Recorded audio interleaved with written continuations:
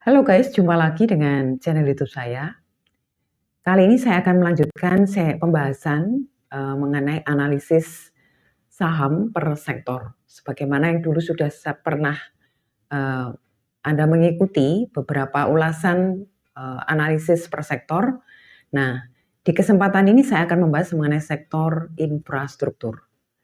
Sektor infrastruktur adalah sektor yang membutuhkan pendanaan jangka panjang. Karena memang return yang didapat itu juga tidak bisa diharapkan dalam jangka pendek. Nah, hal ini karena nilai proyek yang biasanya memang sangat besar. Nah, tetapi sebenarnya secara revenue itu memang menjanjikan masa depan yang bagus. Karena usia pakai yang jangka panjang dan juga menghasilkan revenue yang semakin besar dengan kenaikan yang jauh di atas tingkat inflasi. Sebagai contoh misalnya jalan tol. Tarif dan trafiknya itu juga akan terus naik di masa depan. Tetapi infrastruktur memang tidak hanya pada jalan tol. Ada banyak yang lain misalnya telekomunikasi, kemudian konstruksi dan utilitas seperti listrik swasta. Itu adalah bagian dari sektor infrastruktur.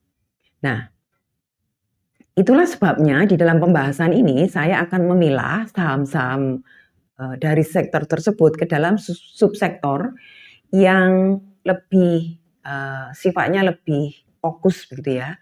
Jadi saya akan membagi dalam subsektor telekomunikasi, kemudian konstruksi, sarana transportasi dan utilitas.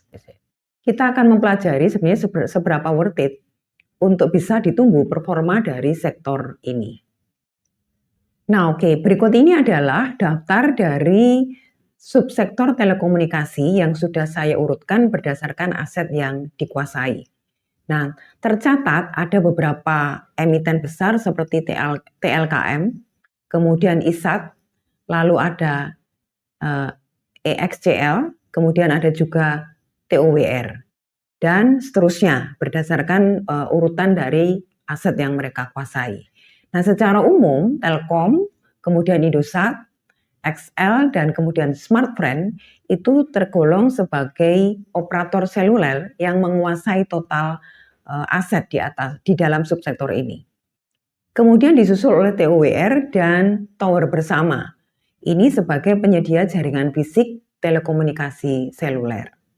Nah, sedangkan perusahaan berbasis serat optik dalam optimalisasi teknologi seperti CENT, kemudian LINK atau Link, KBLV, kemudian OASA, itu cenderung kecil dan kesulitan mendapatkan net profit yang positif.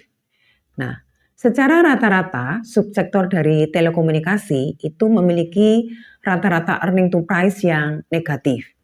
Nah, hal ini menunjukkan bahwa betapa sulitnya di dalam sektor ini untuk mendapatkan net profit yang positif. Demikian juga dari sisi PBV, price to book value, nilai rata-ratanya hanya 1,85. Artinya sangat kecil, bahkan untuk Telkom sebagai perusahaan dengan aset terbesar itu hanya memiliki PBV 2,75.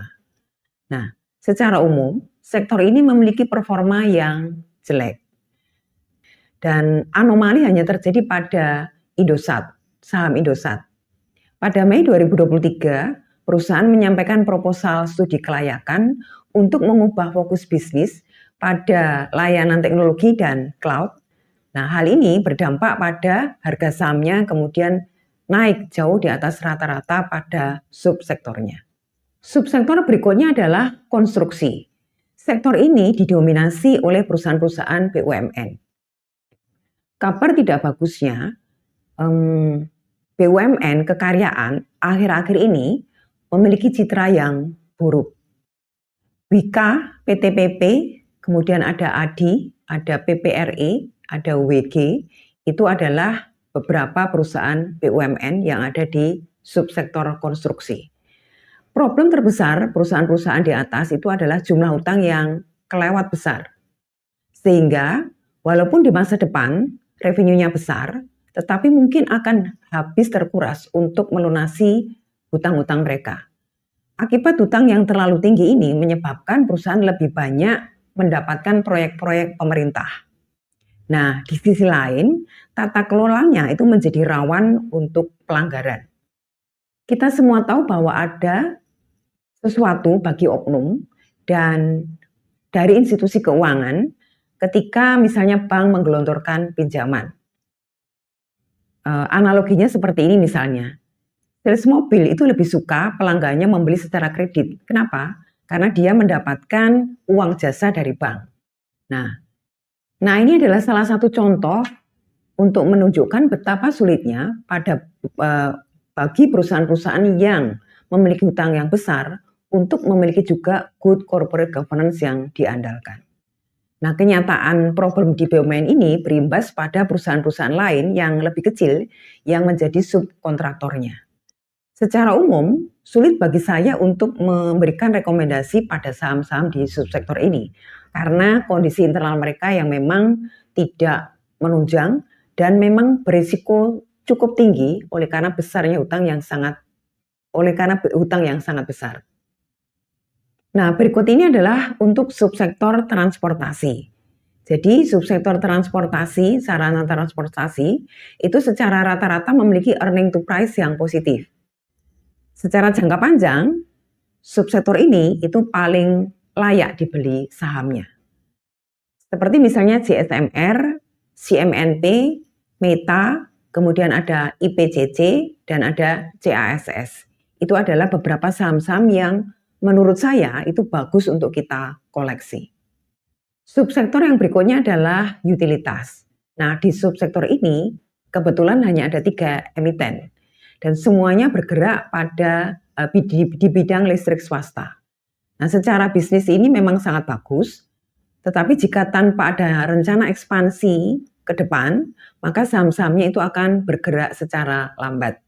Jadi, untuk 3 saham ini kita bisa cermati saja pertumbuhan total asetnya, kemudian ekspansi itu akan tercermin di dalam pertumbuhan dari total aset tersebut. Dan itu berarti bahwa revenue-nya ya hanya akan seperti itu, segitu-gitu aja. Jadi tidak bisa kita harapkan akan naik secara signifikan karena memang tidak didorong oleh usaha-usaha untuk melakukan ekspansi untuk meningkatkan pertambahan dari revenue-nya. Nah, jadi sekarang apa kesimpulannya dari sektor infrastruktur yang tadi saya bagi ke dalam beberapa subsektor?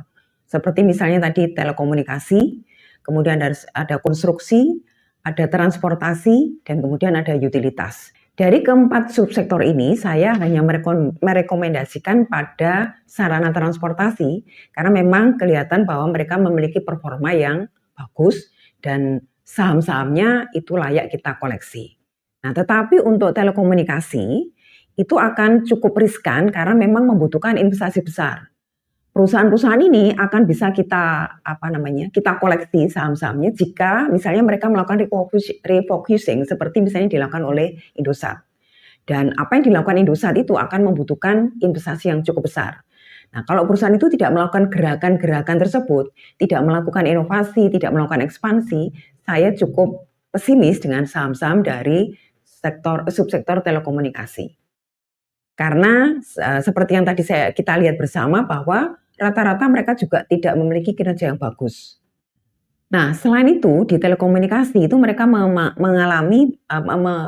menghadapi kondisi persaingan harga seluler yang sangat tajam.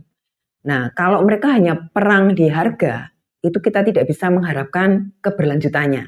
Kecuali mereka melakukan satu inovasi-inovasi, refocusing dari bisnisnya, sehingga kemudian mereka akan bisa mendapatkan satu kekuatan yang nantinya akan bisa menjanjikan untuk mendapatkan kinerja yang lebih bagus di masa depan.